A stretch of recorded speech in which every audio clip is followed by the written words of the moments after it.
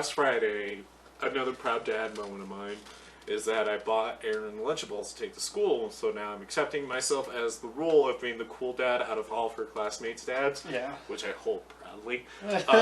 So I'm like, cool dads buy their kids Lunchables. No, really, there's actually a deal going on. It was like 2 for like a 3 or something like that. And so I wanted a Lunchables and so I just bought her one. Yeah. So she took her Lunchables to school, and there's this kid there who started picking on her because of the way she eats. So the way she eats her pizzas is that she'll put the sauce and the cheese on, and then take a bite, and then I'll do it for every single bread patty. So she doesn't put like all the sauce on it. Oh, yeah. And then the cheese and everything. You know, know, that's fair. That's what I did. I always did one by one. Yeah. That way you always knew how much sauce you had. Well, yeah, so that exactly. So she only put a little down on cheese. No. Yeah. So anyways, a kid saw this, and so he started picking on her, saying, like, you're eating it wrong. You're eating the food wrong. You're eating your Lunchables wrong. And she's like, no, I'm eating it the way I want to eat it. And he's like, no, you're supposed to put all the sauce on it, or else you're not eating it right. And she's like, well, you can eat your food the way you want. I can eat my food the way I want. And so the kid's like, yeah, well, I can eat food whenever I want because I get hot lunch. And so, like, Erin's just getting, like, really pissed off at this kid because she's just trying to eat her food. And I think she's getting it from me, where she finally stops and she's just like, well, yeah, well, at least my parents can afford me both hot lunch and cold lunch. And I was like, because Lauren was telling me about it because she was there for it, and I was like, oh my god, she's poor shaming this kid. I'm like, so it stopped there, right? And she's like, no. So because eventually she added on to saying like, and kid's like, yeah, well, I get hot lunch whenever I want, you know. And so Lauren's like, and so Erin's just like, yeah, well, my parents work hard enough that they can actually afford me Lunchables whenever I ask for it. It just like totally demolished this kid, like just like she's a kindergarten. And just like poor shaming this kid out of nowhere. Yeah. And then like during their gym class afterwards, like same kid was just like they were playing like this battleship dodgeball game. And so like it's like divided up in 4 corners and whatnot. And so like he was on the opposite team of hers, and he's like, you can't hit us, Erin, you can't hit us, haha, haha, Erin, you stink, like trying to pick on her. And so she just like grabs like this purple ball and just like pelts him right in the face. Nice. And just like he's crying about it and everything, and like when he tried to tell on her, the teacher was like, I saw that you were picking on her, so no, I'm not going to do anything. I'll talk. like he still good. Like, she still talked to Erin in like, the duty of being a teacher to talk to a kid. Well, you know? But, like, she didn't get Erin in trouble or anything. No. So, but I was like, hell yeah! like, I have to kind of talk to her and be like, look, you can't go that below the belt too soon. Like, you gotta weigh in on that stuff. Yeah. You gotta lead up to it. You can't just go from 0 to 40. I mean, that's a great tactic. Yeah, at least it was dodgeball. It's not like they were, like, not doing dodgeball and she decided to grab the first thing she could find. But now I'm like really kind of like paranoid in a sense, because like she poor shamed this kid because he doesn't realize that he was poor shamed. And so now as he gets older, if they're in the same class, like I don't know, maybe 3rd or 5th grade, maybe early on, just gonna be like Erin's mean. Yeah. She'll cut to the core. God, all kids that age do, though, dude. Oh, God, yeah. They know how to find it. They're just like, that's where the soft spot is. So I did talk to her about it. I told her, I'm like, look, I'll always stand by your side if you're standing up for yourself or someone else. Yeah.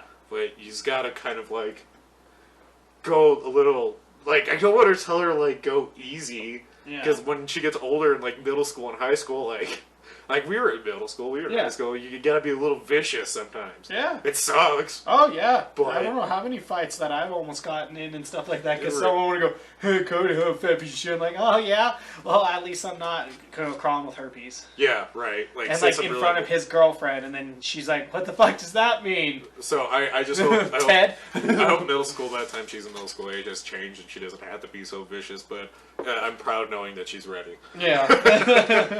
Just, you're fucking poor! Like, Jesus. Might as well just said that instead, God. Basically. And welcome back to the Punk Rock Horror Podcast. I'm Matt. I'm Cody. And today we are here to remind you that even though shows are being canceled left and right, if you still got some local shows happening in your town, please go support them. Check them out. I mean, if you want to risk the Keystone virus. Yes. So if you listen to our Monday episode, you know why we call it the Keystone. Yeah, basically. We're kind of covering our butts. It's because we're in Colorado, and we don't want to call it the Coors virus, because Coors is the best beer ever. I'm sorry. It's the worst. I'm sorry about that. Oh my god, yeah. Oh man. It's So just a crazy fucking time right Yeah. now. You got kids being bullies now, apparently. Even more so. I know. That's poor shaming each God. other. And now most people need to be quarantined. There's no sports. So that's a thing. Ugh, I can't relate. Oh, that means there's no God. baseball either, man. I've been such a dick about it too. Like, I kept all my comments to myself. Yeah. But just like every post I see, just be like, I can't wait for sports to come back. I don't know what to do without sports. And I haven't seen any of those. I just see Really? that sports are canceled. Man, I don't know. There's some of our friends. The fucking funniest thing about that too. No, Yeah. that's what I mean too. I don't see any of these uber sport head things like Yeah. you talk about that you see on yours. I don't see any of that shit. I can't say the 90%. names. No, we can't do that. But it's just really funny because like 90% of my shit's all D&D and like horror movies, like on my feed. And I don't know why it is. And then I'll see the few things like, oh no, sports is canceled. And I'm like, damn, because I like sports. Yeah. You don't like sports, and you keep seeing all this stuff. That's why I'm like holding back on it, because I'm doing it mostly for people in my life that I actually like, that like it. Yeah. But there's just some comments that I just really want to reply, but like, well, you could pick up a book. You know, I mean, we do live in an age of modern technology. It's not like you're not going to survive. I know. I'm just like, man, if I get quarantined, fucking, at least I'll be able to play video games and catch up on my comic book collection. Right. And I know people are saying, well, man, what if this was like horror movies? Well, first thing is, there's already an established huge catalog of horror films. Yeah. So I'm never going to run out of that anytime soon. Some that we'll never, ever see, also. Second of all, even though I love horror films, and I co-host a horror podcast with one of the best hosts ever. Me. Got you. I also have other interests, like comics, video games, the gym. You can't go to there. Oh yeah, well I can go to my own gym in like my apartment and do stuff. You just lift the chair. Yeah, it's like, where are you going at? I don't see. I'll just like put Aaron in it, duct tape her, and be like, hold tight. Oh yeah, I'll do that with Audrey sometimes. She laughs her ass off. I'll just bench with her, and she just loses her shit. I'm flying. Our kids are great. Our kids are great. Yeah. Keep it in check. Yeah. I mean, just realistically, have you seen their parents? Angelina Jolie, eat your heart out. Anyways, even though have more than one hobby is what we're going at. Then you won't be like, what am I going to do in this quarantine? Yeah. So expand your horizons. Do something you never would. Take up painting. There's also this great thing called the internet that you can get lost in. Yeah. In terrible things or in things that you might like. Shit, if you're a sports person but you don't know a whole lot about sports, spend those 2 weeks just researching. Yeah. You could do that. Yeah. Start a sports podcast. There you go. Among the other plethora of sports podcasts that are already out there. Yeah. Which is also the same thing we had to face when we made a horror podcast. Yeah, there's a plethora there too. Yeah. So there you go. If you can't make fun of yourself, who can you make fun of? Am I right or am I right? Better out than in than I always say. Working hard, hardly working. Achoo.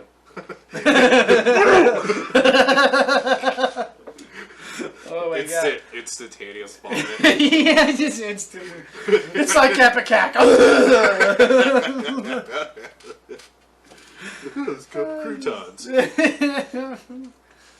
Alright. Yeah. So, with all this joy in our hearts. Get away from me. With all this joy in our hearts, it's time to talk about things that we love and hate. Yes. This is a segment in the show, if you're new to the show, where we talk about something we love and hate that's happened in the news or in the world around us in the past day, week, or month, and we just want to give our perspective on. You can choose to relate or not to relate, or you can even call us out on it, which you're more than welcome to, and we will read it here on this show. With that being said, Cody, what do you love and hate this week? The thing that I love is something we talked about on Monday's episode, but Grave Encounters 2, having Dylan Playfair in it and me not realizing that that's Jonesy from Letterkenny. And it makes me so happy because it shows that I've loved Letterkenny since all the way back then and not even know it. So, and I love Letterkenny. It's a good show. I love it. It's great. I'm going to be watching a lot of it soon if I have to.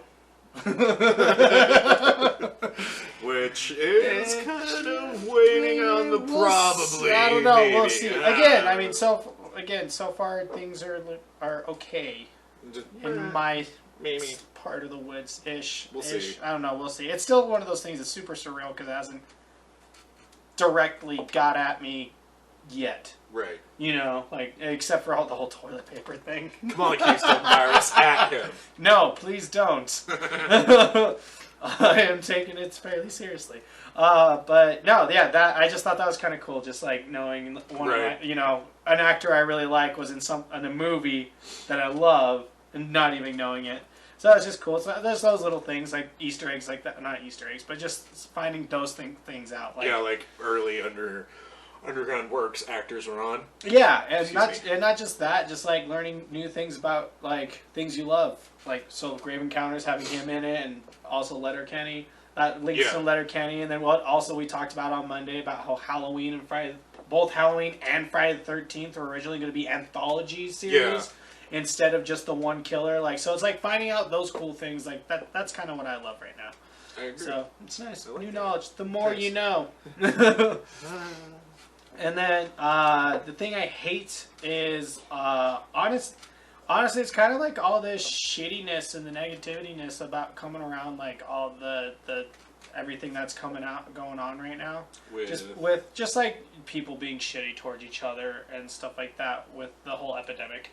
I know you're thinking. And then I know there's a lot more good going on too that we don't hear about, but it's just one of those things where it's like, I'm all for, like, trying to crack jokes about it and stuff, but it's when people start, like, actually harassing those that are taking it seriously, but also the other way, too. Those who are taking it seriously are harassing those who aren't taking it as seriously. Right. It's just like, hey, let's just get through this together, be nice and generous to each other, and, like, if someone says something, like, takes it too lightly and you think they shouldn't, just be like, brush it off. It's not your... They're not affecting you directly at the moment. Right. Like, we're not talking about, like, people, like, blatantly being offending either. No. We're not talking about, like, racism or homophobia or anything to that effect. No, and if you're using this as a reason to be those two things and more, like being that type of shitty, fuck you too. But, like, don't be that. It's just... It's a scary time we're in right now, and there are a lot, whether it's a serious thing or not, there are a lot of repercussions that are coming out of this time right now. It's just be good to each other, be nice, like, and be cleanly and good to each other, Yeah. Like, so that's all I gotta say is, like, stop being shitty to each other, and don't use this as a reason to be even more shittier person. To be an even more shittier person, so... I got you. Yeah, just be kind. Let's take care of each other. It's a scary time. Yeah, I agree with that, man. Yeah. I think that's what I'm going to attach my hate onto, is just kind of the blatant disregard people are having for each other in stores and freaking out like this is the apocalypse. Like, I mean, the one meme I've seen that kind of summed it up perfectly is the reason we'll never know what happens in Area 51 is because we can't handle stuff like this. Yeah, that's true. Like, I mean, people went and bought... Even the CDC said, like, toilet paper, like, it has nothing to do with toilet paper. It's just washing your hands, not being gross.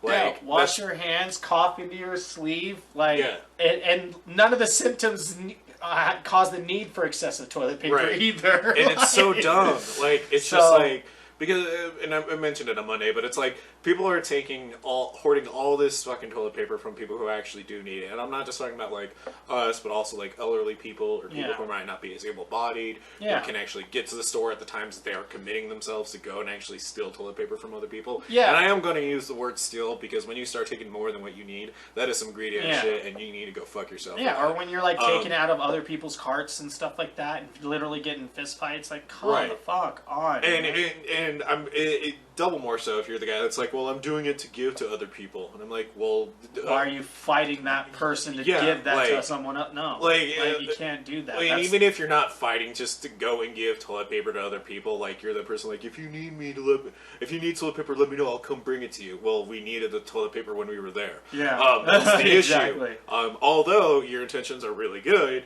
it's also really frustrating, and the whole Peter Pan savings everyone aspect is more so a nuisance than it is a help. If you already had like stacked up toilet paper for no reason prior to this whole shit, then sure, whatever. Yeah. But I just think it just reminds me of how shitty of a human race we can be sometimes, and it just like I had to really look hard for good things to find faith in. I'm glad my daughter is one of those things. Yeah. Because I know, like, she knows how to share, so I don't know why a bunch of grown-ass people don't. Mm-hmm. That being said, what I do love, before I keep going, because I'm just going to get more pissed if I don't move on. Yeah. I got to move on. Yeah, you do. Because I'm also like, I just want to fucking throw punch you, Steve! There's no real Steve in my life right now, so... Yeah. I'm not actually naming a person, it's just Steve's. We watched American Dad. Steve's on the screen or over there, so... Right. Fuck you, Steve. You still piss me off in that show. Sometimes, man. So, that show. So the thing I love also revolved around my kid is that, so recently, like, she talked during, like, a show and tell about Little Monsters, and I talked about on the podcast about having her watch it, and she said during her presentation, her little show and tell, that when she gets older, she wants to be in horror movies too. Yeah. She knows like everything is fake, but she still wants to be in it. And then she'll have conversations with me about being an astronaut. And like it just makes me really proud because obviously, like, I would love to see her be in a horror movie. Just be like, that's my kid who got her head cut off. That would be great. But I also like really love the fact that she just has these aspirations already. And they're not like too wild or ridiculous. They're all things that she can easily obtain. Easily, because astronaut. Mm-hmm. But I mean, man, it just makes me really happy. Just because, like, she's like, I want to be an astronaut. Like, she wants to go into space, and she wants to also like look into aquatic life and like go under the sea and whatnot into the sea, and like, it just makes me really proud of her because she's like, I also want to be in horror movies. Hey, she could do both. Yeah, no. I mean, if the lead singer of The Offspring could have a PhD and be a teacher. Yeah. And fucking like, what was it, like neuroscience? No, not neuroscience. If Jared Leto can be Jared Leto. Then... Yeah, Jared Leto. But like seriously, if the lead singer of Offspring can fucking teach science in universities and tour as The Offspring, there's no reason you can't be in a horror movie and be smart. Right. Dexter is a smart guy. Dexter. With that being said, now we are going to jump into our movie review. Yay! So that was a segment called Something Love and Hate. Now is where we're going to talk about movies. So if you were listening to our Monday episode, or if you're new to the show, what we do is we go and find two movies that are in relation to the theme or the history that we talked about in our Monday episodes. Find these movies, we review them, and make the case for them. We tell you the pros and cons of what to expect with these films. And the way we structure these reviews are just like that. We are making the case for this to tell you what you're getting into with this film and why you should watch it. So let's jump into it today. I believe you went first last time. I did. So I will jump in first this time with my film. So a few honorable mentions I want to throw out there before I jump in is Check Grabbers is a film. It is another great one. It's literally an alien invasion film, but the only way they can fight back is being drunk the whole time. So what's cool about it? I still need to see that movie. I haven't watched it. It's cool because like Grabbers like really takes like that negative stigma of Ireland of being a bunch of drunks and actually owns it and makes it their own thing. They take the power away from it, that negativity away from it, and just it's really cool. Check it out. Grabbers is a fantastic one. Another one I wanted to show out is Wakewood. In a nutshell, it's basically Pet Sematary, but with kids. But it's a Pet really... Sematary is with kids. Well, yeah, but in Ireland. Like, give me a second. Give me a second to explain a little more. So basically, it's a story about this couple who lose their child to a savage dog attack. And they bring the dog back. All right, they only do fuck the kid. They only bring the dog back. That ate their child back. They had a real connection. No, so they bring their child back because this guy comes up to him and says, "Hey, I can bring her back for a few days so you can spend time with her.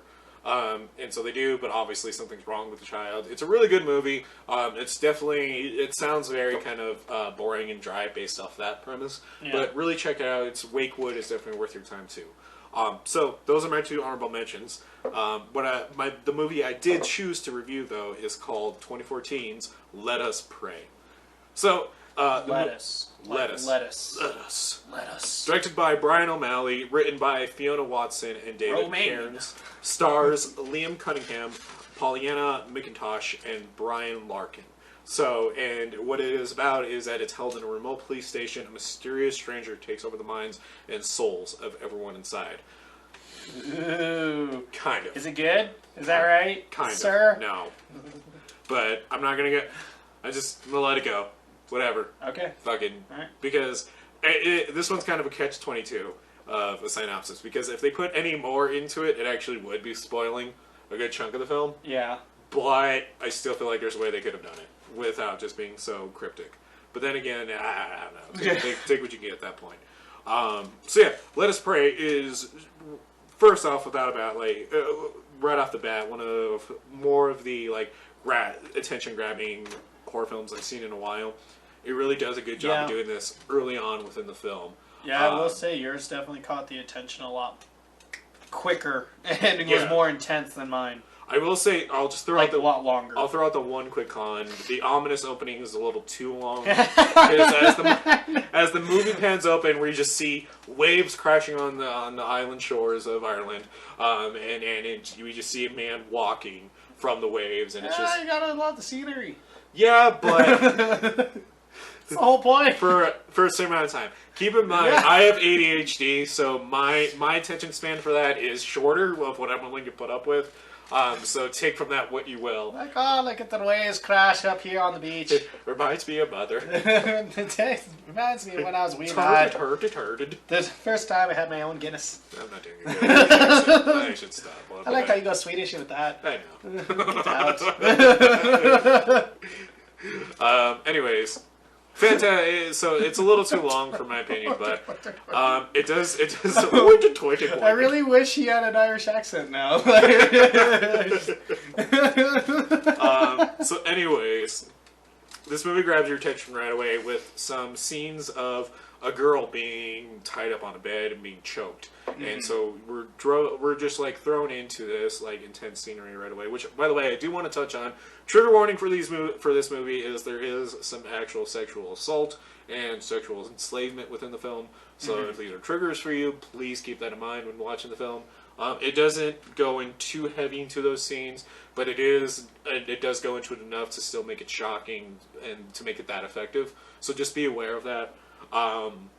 That being said, that's what catches your attention right away is we see this shocking scene of this person being choked on a bed, this girl, and it pans to the scene of our main protagonist, played by the amazing, and by the way, she's actually in a lot of movies and a lot of things I've seen that I really love, Pollyanna McIntosh, who plays the role of PC Rachel Heggie.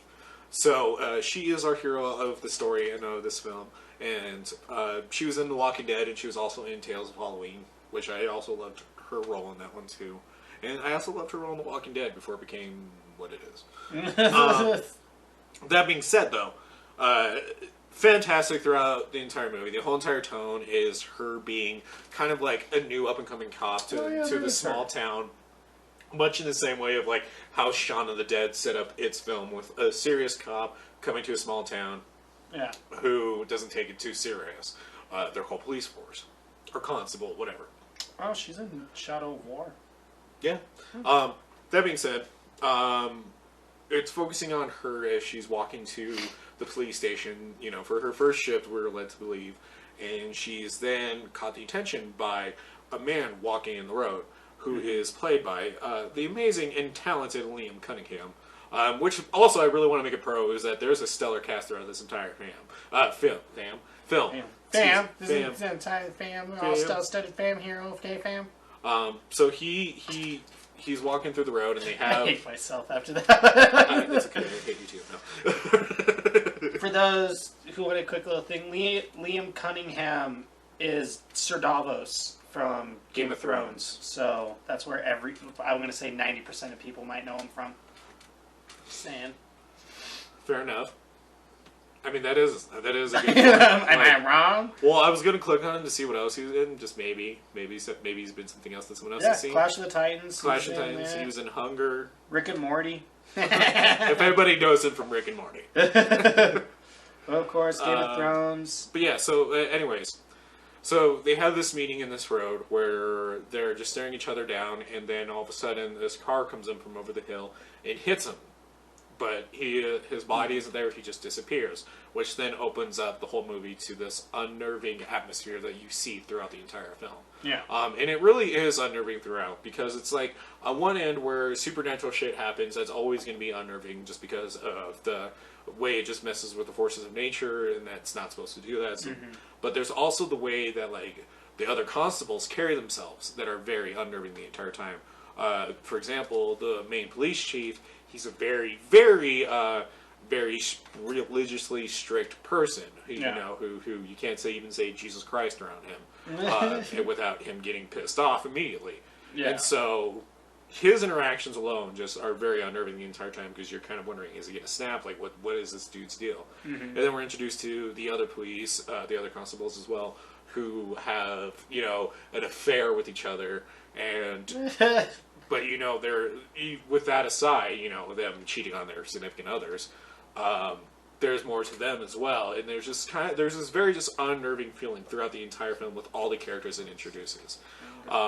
So, I mean, because we even get introduced to a doctor who has a very dark secret. And the reason I'm being really cryptic about it is because I don't want to jump too far ahead of the review without giving too much away just yet. So, with that in mind, there's actually also a decent amount of humor throughout the entire film. It's not like slapstick Tucker versus Dale kind of humor that you're going to be getting, but it's definitely more kind of like what you would expect out of side quips of like any action film or any like DC or Marvel film. Kind of like those types of like humor, where it's just little side comments and whatnot. So, and I liked it enough because it actually does help balance it out pretty well. Yeah. So as we're following, you know, Rachel, as she's bringing in this dude who just was just driving like crazy in this town, she locks him up, and she eventually is chosen to stay and watch the police station by herself as the chief and the two other cops go out to patrol and also investigate. Because what happens that brings us to this point is Liam Cunningham's character also gets brought into the station, walks in, and is very, very quiet. We don't know much of what's going on with him, but he, for some reason, knows everything about everyone that's in that police station.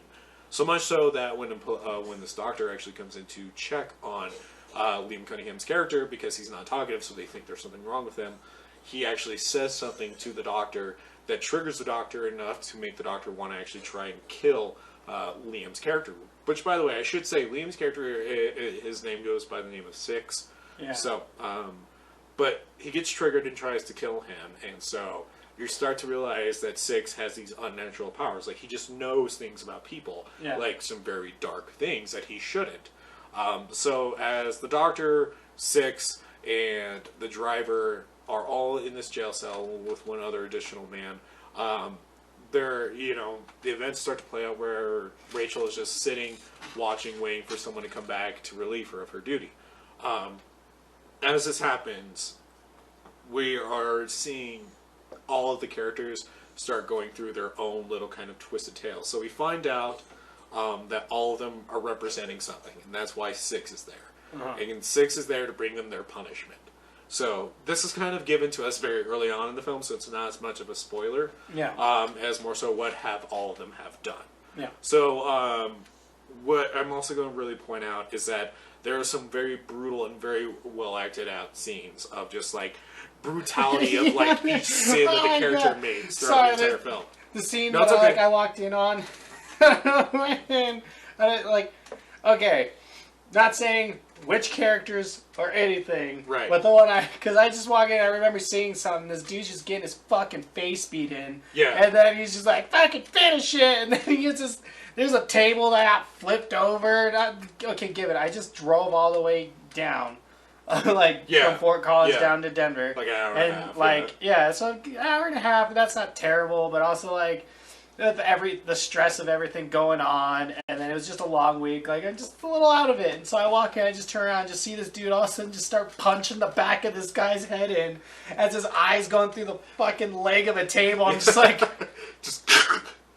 oh, where's the shillelagh at that point? Like, because we're doing Irish stuff. So like, with Jesus that, I will say Christ. this movie is a solid 4 out of 5 buckets. I like how that's a 4. The 4 out of 5, and someone's getting their eye impaled. So I'll explain why. So even though the blood in this movie is plentiful and it is brutal, it is not over the top in the sense that there isn't appendages being torn off, there isn't guts flying everywhere. But the injuries and the killings that do happen are very brutal enough to warrant it a 4 out of 5 buckets of gore. So, I will tell you that right now. So, okay, so like in House of Wax, the fact that chick got her finger cut off, that gives it the 5. But if she got impaled in the eye... No. that would still give it a 4 because it's only a finger. Like, okay. entrails... But the fact that the dude got his skin peeled off... Because it was still intact. Yeah, that gave it the 5 for House of Wax. Oh, I thought you were talking I'm just about saying this if movie. You would. No, not this movie.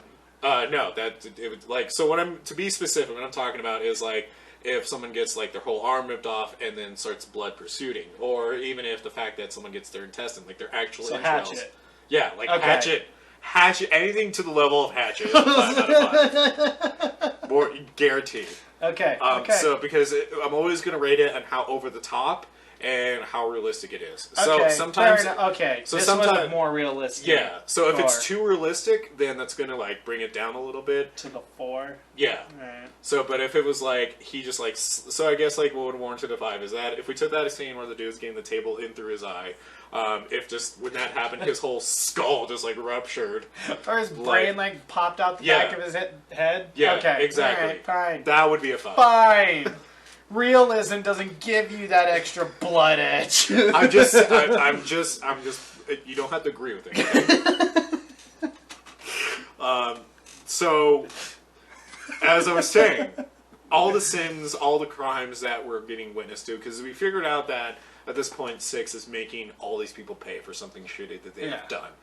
So we find out the 2 cops that are having an affair even, and I'm going to mention this scene because it isn't much of a spoiler, but we find out that they really abuse their power and they usually use way more excessive force on people that they bring in, perps and whatnot. So one scene in particular is that you see the man holding up a dude who's being hanged via the door. Yeah. And so the woman is just like berating him the entire time, calling him a piece of shit and just like beating him up. Yeah. And eventually the man just drops him and lets him hang and choke. Yeah. So like, it's a very, very brutal scene. It happens fast, but it's enough to leave you with like an impersonation of what these type of people are, that they are willing to kill to keep their jobs. Yeah. And so, with that being said, there's just continually amount of intensity and just really unnerving atmosphere throughout the entire film. So we get to the point where we find out who the real kind of villain is the entire time is actually, it is and it isn't like a spoiler. I don't know. Do you think we should do a spoiler warning? Yeah. Okay. Yeah. Okay. Yeah, I would say so because like that can be like a pretty decent spoiler for someone. Okay, let me. So and also I kind of I finally pieced together because I remember we were talking about what the lore is like for this movie and stuff. And like I kind of figured it's just the play, and like I know I said the play on the 7 sins. Yeah. But I think it's more along the lines of just like it's kind of like he's a not a banshee. I think it's just because of Ireland has such a religion buried in its culture. Yeah. That I think that's what this was mostly kind of playing off of. See, I think it was religious ideas that's in Ireland. I think it's the Tessier. I forget. It's an apparition that appears that'll tell you imminent doom is near. Oh. And if it appears as yourself, that means you are about to die. The one that you.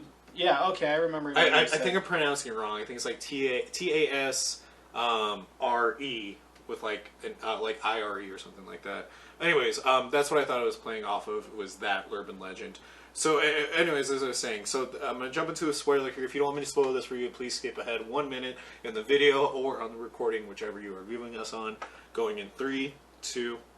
Alright, so what we find out is that Sergeant McGrady, who's played by Douglas Russell. Again, this was the guy that I was talking about, who's the police chief, who's just very unnerving throughout the entire time.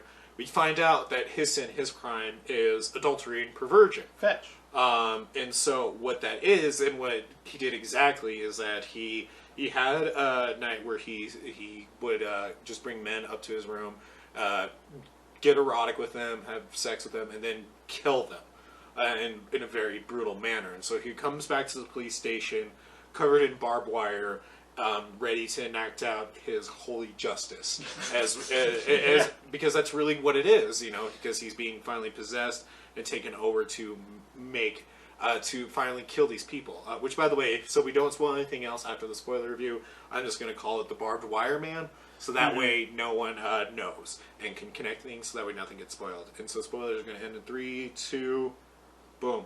Fetch. So spoiler is now over. Fetch is the creature. Fetch, okay. Okay, yeah, that's the name. Fetch is a supernatural double or an apparition of a living person in Irish folklore.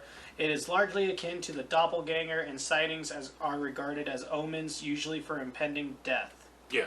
Okay. So that could be what it could be a play on. Okay. For the lore. Just so with a religious undertone.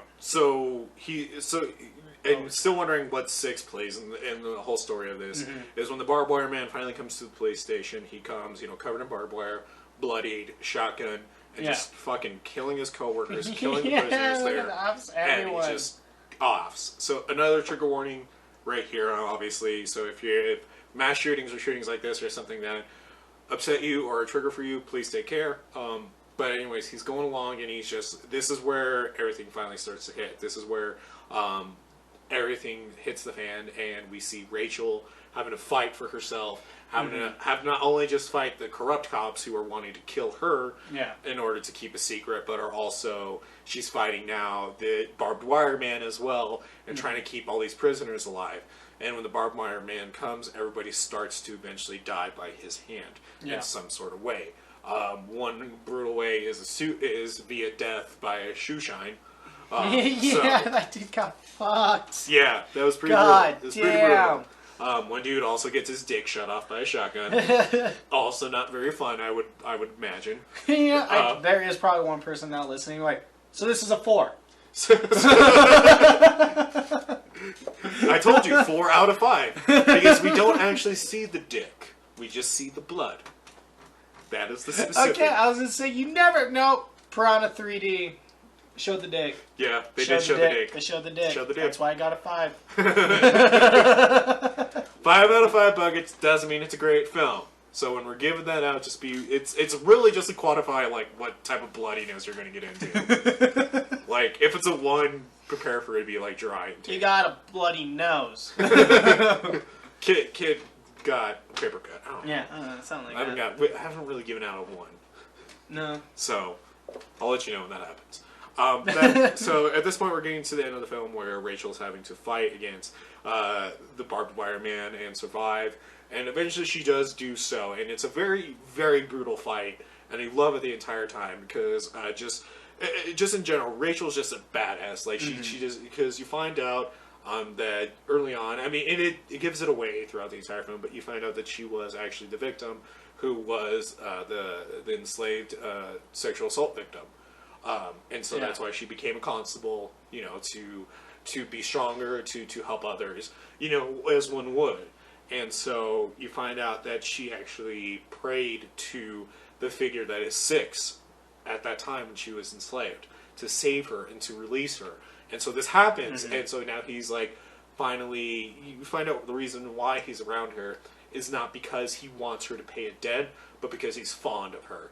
Yeah. So basically, 6 has, in some morbid way, fallen for her, without falling for her. Cody described it in a very great way of him being like death and her being a Valkyrie. Yeah, that's kind of like what it gave off at the end. Yeah, so like he can't make people do the things to kill themselves to collect their souls, because he even talks about that throughout the film. But he can encourage and possess people to do it for him. Yeah. And so he gave her the choice of, you can either work with me or I can possess you. for the most part. And so and so I won't tell you what she chooses because I still want you to watch the film.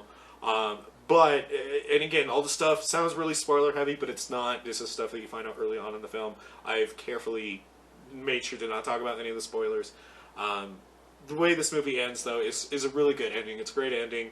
And without going too much detail into it, it's one that I'm really happy to see in these types of movies because usually they always find a way to banish the evil. But what happens at the end of this one is really fantastic, and I really strongly recommend that you actually check this out. It's probably one of the more better unheard of Irish horror films that I've ever seen. And it is definitely one of the most bloody and intense ones I've ever seen, and I definitely recommend it today. If you want to watch Let Us Pray, you can find it right now on YouTube, Google Play, Vudu for $2.99. You can actually buy it or watch it for free on Amazon if you have a Shudder account for free, or you can buy it or rent it for $6.99 and iTunes for $3.99. Let Us Pray is worth your time. It is worth your effort to put in to watch this film. Really check it out. You're definitely not missing out by watching it. Going into the trivia, though, let's talk about some cool, interesting things about the film. So when Caesar said he's redecorating his cage by carving his name into the floor with his fingernail, Biswick mocks him by saying he should try to learn how to spell it first. The camera shot shows Caesar had completed 3 letters so far, C-E-A, which Caesar spelled C-A-E. Nerd. In the newspaper that Jack Warnock threw to Rachel Heggie, there are 6 penciled answers on the crossword puzzle. Murder, revenge, penance, retribution, blood, and death. These are not the correct solutions. No shit. In the room where Rachel was kept as a young girl, there are 5 names scrawled on the wall. Annabelle, Lucy, May, Heather, and Rachel. So, the other trivia are spoiler heavy, so we won't really touch on it. But let's see. I'm actually going to skim it really quick just to see if it's worth it. It's not. So, alrighty then. With that being said, please check out Let Us Pray. Totally worth your time. Yes, check it out. It was good. I mean, I haven't seen the whole entire film because, like I said, I only caught the last 40 minutes of it with you. But it was good. What I saw, it was good. Good action, nice. The blood was pretty realistic in this movie. That's what I liked about it, though. Yeah, the deaths were really well made. Yeah, fairly realistic. So yeah, shall we jump on to my movie? Do it. All right. So my movie I decided to do is a fairly new one. It's called The Hole in the Ground. It came out in 2019. The synopsis is, a single mother living in the Irish countryside with her son begins to suspect he may not be her son at all, and fears his increasingly disturbing behavior is linked to a mysterious sinkhole in the forest behind their house. It was directed... Mysterious. There's a hole back there. There's a hole. There's a hole. There's a hole in the back of my yard. It was directed by Lee Cronin. It was written by Lee Cronin and Stephen Shields. It stars Sienna Kerslake, James Quinn Marquis, and Katie Uutinen. Those are very Gaelic names, and I am never going to be able to pronounce those without hearing it first. Very Gaelic. Yeah. So, I thought it was I enjoyed this movie, and it was one thing I laughed pretty hard in the beginning because at the very beginning it was a pretty long opening. Yeah. And it was a slow build of it. The music was a really, really slow build until the whole entire scene flips upside down. Yeah. And I thought it was a really cool shot because it ties into with the whole changeling thing, okay. And then also with just what happens throughout the movie with the sinkhole. It's a cool foreshadow for what's going to happen in the movie. So that's why I really liked it, even though it was a pretty long shot. It was a good 5-minute drive. Yeah, but it to me it paid off in the end because the music is what helped it. I will say one great thing about these Irish films is that the scenery is great. The scenery is spectacular. Mm-hmm. I will give it that. Yep. Oh yeah, I love the scenery. And what I also like about this movie is the lore it's about is the changelings. So from Monday's episode, you know that a changeling. This one doesn't have to do with fairies Or of the does that have changeling. to do with the good people? No. Okay. So what it does is the lower part of the changelings as this takes over is that they take over a human. They replace the human child and want to live through their life, and they show no other emotion outside of just anger unless something terrible happens, and then they show joy. And he kind of gives that off. They kind of gloss over the whole joy part. Okay. But like they still show him be happy and stuff. So one thing that I really liked, and it made the mother the smartest goddamn person in this entire movie, and it was awesome because it was just day-to-day things, is that they really show certain mannerisms between the kid Chris and his mom, like very specific things that they would only have. Right. Like there's a game they only play. They show that he has a really terrible phobia of spiders, and like it shows that they have kind of a strained relationship because of something that happened with his dad, and like he's wondering why he can't see his dad. And like but it shows like these really small details that if you're not invested in this relationship, like, you know, us watching a movie, right, you're not going to tell if something's different with the kid or not, you know, because if you don't know him. So that's what I actually really, really liked. And so about that, they also throw in the urban legend of the changelings that we talked about, the woman who husband who killed his wife because he thought she was a changeling. So they throw that urban legend in here, but they change it to where the mom actually killed her child with the car. Oh, okay. Like she ran her kid over with a car because she thought he was a changeling. Instead of the husband running the wife over, like in the actual urban legend. So I thought that was kind of cool that they threw it in there, but they flipped it up a little bit. And so they throw that in, and kind of that's where you kind of get the eerie. Oh, there's going to be some weird shit happening now. So kooky craziness. Yeah, like this crazy old lady, like she like just keeps whispering weird shit. And her husband's like, yeah, don't mind her, like, and the people of the town are like, yeah, she killed her son, and like, stay away from her. But she killed her son. Yeah, just leave her alone. She's insane. And so, yeah, basically, she's cuckoo bananas. She's got pudding brain, okay? She's got pudding brain. Yep, the second she hit her child, is pudding instant. So after this interaction, they're up in the house, and the mom, and all of a sudden the mom gets really eerie. And loses track of Chris, but she never goes and checks his room, and I thought that was kind of stupid. But she does end up finding him, and everything's fine. But one thing I like about this movie is that it shows her dealing with her anxiety. Like she'll take medication. It shows her actually talking to her therapist. And it's something kind of nice. I like that it showed it more in an open light. Yeah. And she even talks about how she's starting to notice things with Chris, like, are different. She's like, I kind of notice things with my child are different. She's openly talking to her therapist. And it does it in a way in this movie to where it's not like saying, oh, she's fucking crazy, that's why she's seeing a mental health doctor. It's more like, it's okay. Like, you know, it shows that it's okay to take care of yourself and your anxiety and your mental health, even if you're a parent. So I like that part. And then and you start to notice things going differently with Chris, really, really open, because before he was really, really shy, and he didn't like making friends, and he also really hated the kids at school. He tells a story about this one kid at school, a bully, and he calls him a name, and the mom's like, you can't say that. But now all of a sudden he's telling his mom how they're best friends. Like, he's friends with all the kids that were bullying him now. And so once he tells her that, she's like, that's a little odd. And then they run into the old lady. Her name is Noreen.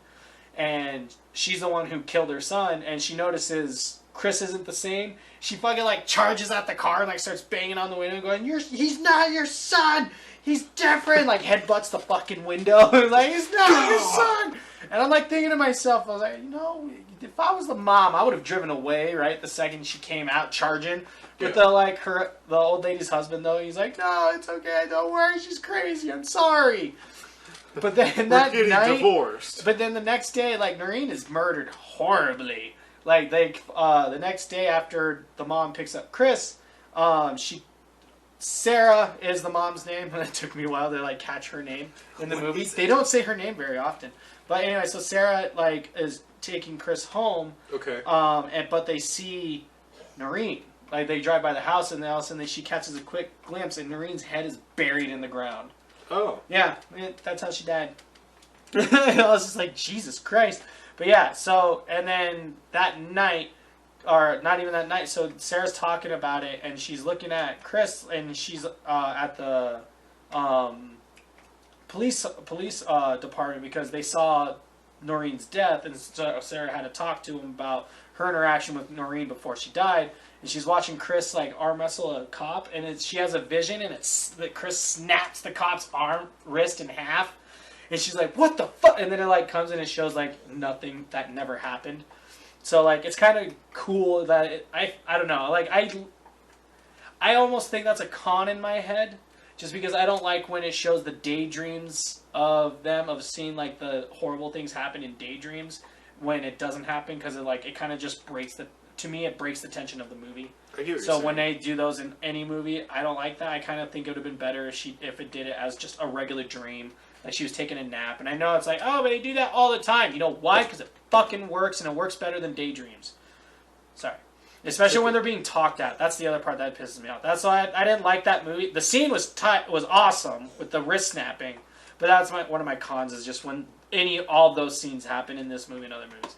So yeah, but one thing is that right when that happens is like Sarah starts having doubts about Chris really quick. She's like, "There's something wrong with you, like fucking quick," and it's nice because it's like only a mom would know. Right. Like only a parent would know something's up with their kid really fast. They would know. So I like that. And she starts trying to get on it like really, really fast. Like she's like, okay, I'm going to try and take him to a doctor, or I'm going to try and talk to him. And they even like she even brings up, because everyone's telling her like, no, Chris is fine. What are you talking about? There's nothing wrong with him. She even goes, fuck it, there's things wrong with him that only a mother would notice. Would you listen to me? I'm not insane. Yeah. I know my own kid. Yeah, and she even brings that up, and like the people, when she brings that up, they're like, okay, all right, well, we're not gonna say you're crazy. And so after that, she starts. That's when she gets really smart, and she's really smart about it. She's like, no one's listening to me after the first time. I'm not gonna keep like begging for help. I'm gonna get proof right away. And so I really love Sarah in this movie because of that. Becomes super mama bear. Yep, and so. And then, so she gets in a fight with Chris at one point, and he ends up like shoving this giant dinner table, and he's really, really strong. And that's when she really that's when it finally clicks 100% in her. And so she just puts a camera in his room. She's like, I'm going to get proof. I'm going to prove to everyone that I'm not crazy. I'm not even going to start this shit. And so she gets the video, and it's, proves her suspicion. So she like goes back to the family, or the Noreen's husband, who's still alive, and she's like, was there something wrong with your kid? Because I believe Noreen's right. And she shows him the video of Chris, and something's wrong, and the like husband's like, and he smashes it, and he's like, he's still in denial, but then he looks at her and goes, well, this is why we have mirrors in our house. Right. Because there's mirrors everywhere, all in their house. And she's like, Noreen would never come in the house until the mirrors were put up when he was still alive. So it's like, that gives you an insight. It's like, oh, that's how... It's like a clue. Yeah, that's how it's a clue, like how she's going to figure it out and stuff like that. And so and then of course how Sarah finally like just seals the deal for herself. She plays this funny face game that they have, and she's like 1, 2, 3. She makes the face, and she's waiting for him to make a face.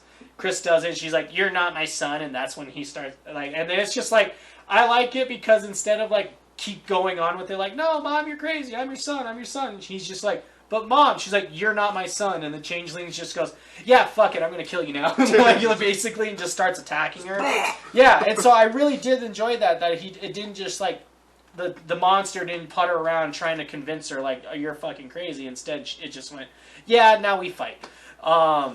We fight now. Mm-hmm. We do battle. Yeah, and so, and then the cool thing is that you finally kind of see what he looks like, what the Changeling looks like a little bit in a mirror. And so I like that it only just gives you subtle glimpses of the Changelings in this movie. You never really see the whole outline of it, and I really, really enjoyed that. And so I had a couple cons that turned into not even me having to worry about him. So I had the part where like she ends up drugging him, and I'm like, why didn't you like tie him up? Because she drugs Chris, and then she does the whole game, and when he becomes a changeling, and then he finally passes out. And so I was just like, why didn't she tie him up? Because she never ties him up, but she locks him in a room. I was like, okay, there you go. But yeah, and so she ends up going back to the sinkhole. Oh my god, I missed that entire part about the sinkhole. Not the sinkhole. Yeah, I didn't do a good job on taking my notes on this one, man. No, it's okay. Don't worry about it, man. It's okay. It's okay. Yeah, sorry. This is real quick. But anyways, so she ends up finding she goes to where she believes the changelings are, and it's in this sinkhole. You see the sinkhole in the beginning of the movie. Sorry, people, and that was a bad part. The bad thing I skipped. Anyway, one thing I like is she actually goes into the changeling lair to find her son. And so this was like, it's a double-edged sword in my pro-con for this part, because she ends up finding her son and he's alive. And the reason why it's a pro-con for me, because when I first learned about the changelings is that when it was the changelings that weren't brought around with fairies, they actually just killed and ate the children. That's why I like the changeling story in Christmas Horror Story better than this one at that point.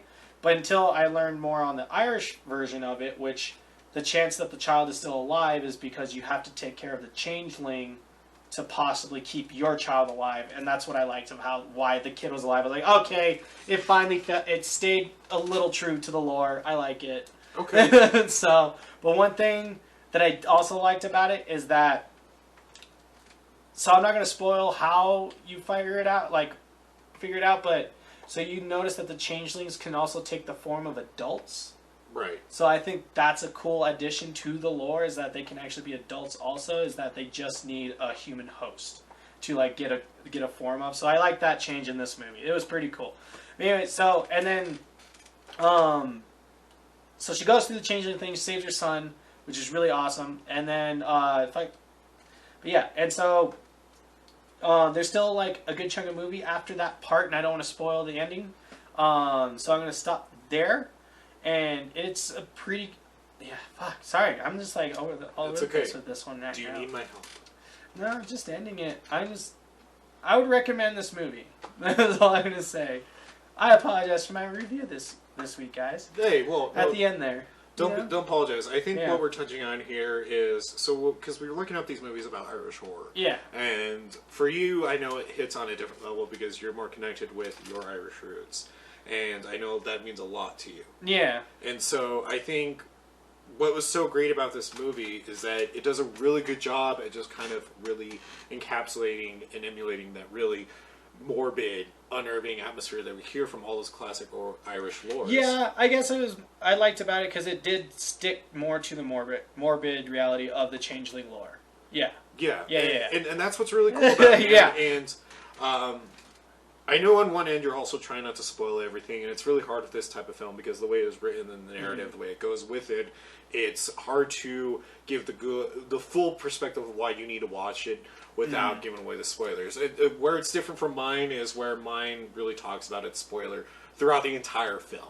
And it gives really heavy-handed notes, whereas Hole in the Ground, what it's so genius about it is that it plays those strengths really well of those types of horror movies where they are hinting the entire time at what the twist is, what the actual issue is, but it does it in such a cryptic way that it adds to the unnerving feel of the entire film. Yeah, and I mean even the hole itself, like, is kind of like the metaphor for the entire film. I mean, how could it not be? Yeah.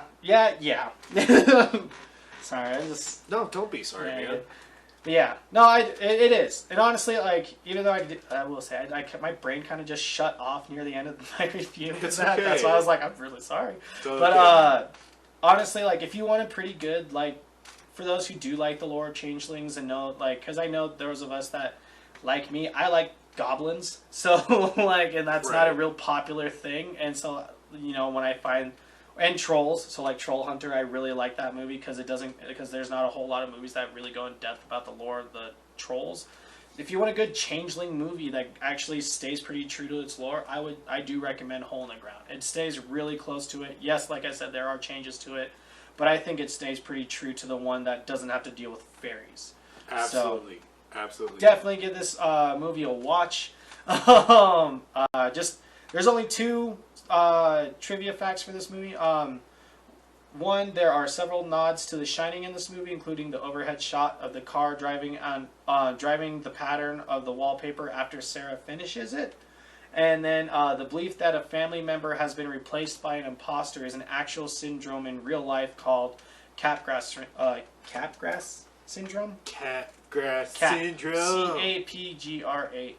syndrome. Capgras syndrome. Yeah, you can find this movie on Amazon Prime for 99 cents or free if you have a Shudder account. Because I watched it for free. Yeah, it's also available on Vudu and Google Play for $3.99, and also YouTube for rent at $3.99 as well. And we also actually reported this on our Instagram of a lot of people finding this movie to be a lot more scary than it was. Because when this movie came out, it was this was not a super scary movie. It was eerie. It was good. It was also released on Netflix at the time when Netflix was coming out with still kind of. That's right. With the very few good horror films, but mostly the duds. So, and I think a lot of people equated it with the duds because this also came around when Eli. Yeah, that's right. Eli came around. Eli. They literally started reporting about Eli after this one. Yeah, that's right. And so it kind of got like some unfair treatment due to being associated with it, even though it has nothing to do with it. Check it out. Hole in the Ground's a fantastic Irish horror film. Yeah. I mean, all these Irish horror films are fantastic and are worth your time completely. You can see when... I think that's also really just kind of hard to review these types of movies when they're talking about Irish lore. Is that Irish lore and its urban legends is probably one of the most cryptic when they actually... emulate it or make any sort of adaptation of it. It's not as like straightforward as like our Christmas lore. Yeah, we know. Like Krampus is pretty straightforward about what Krampus does.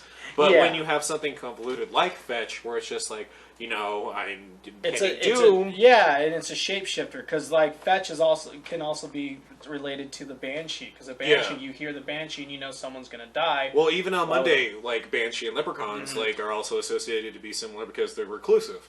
Yeah.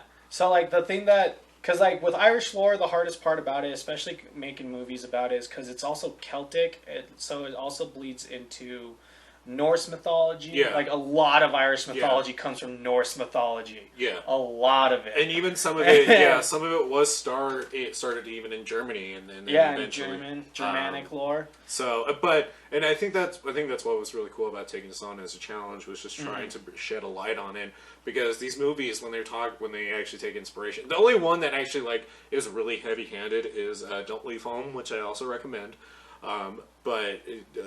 When they talk about these adaptations of these cryptic lores, it's I guess unless you were brought up in that culture, being taught about it, it's very just kind of it's hard to decipher what is what and what about it we like. Not that we don't like anything about it, but without going into this continuous circle over and over, basically it's just one of the coolest lores and are the oldest ones in the world, and definitely has some rich stuff there. Yeah.